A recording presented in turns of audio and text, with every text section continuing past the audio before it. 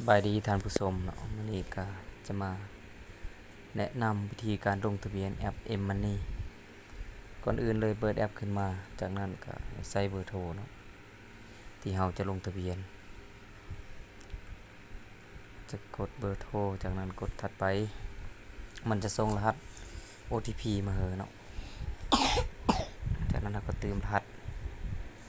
ที่เขาส่งมาให้กดรหัสใส่เนาะ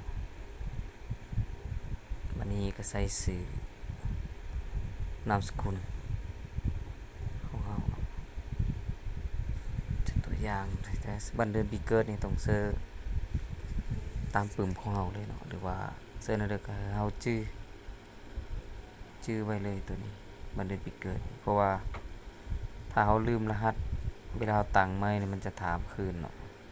วันเดือนปีเกิดนี่สำคัญจากนั้นก็มาเลือกวันเดือนปีเกิดที่อยู่เมืองแขวงแล้วก็บ้านเนาะตื่นไป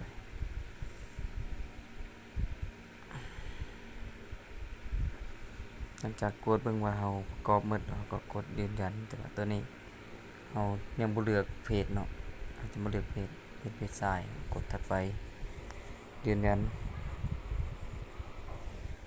เพจนี้ก็หมดขั้นตอนนี้ใส่รหัสผ่านเนาะให้เราตั้งรหัสผ่าน8ตัวเนาะรหัสผ่านเสิร์ชคือเดียวของถึง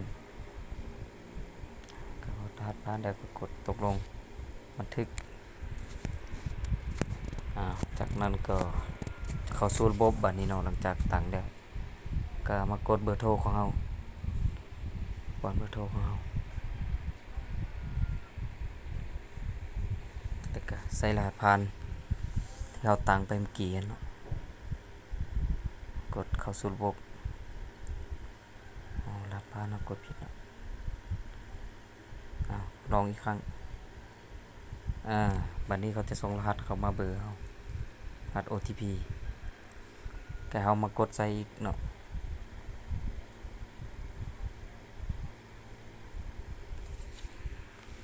เพียงเท่านี้ก็สำเร็จแล้ว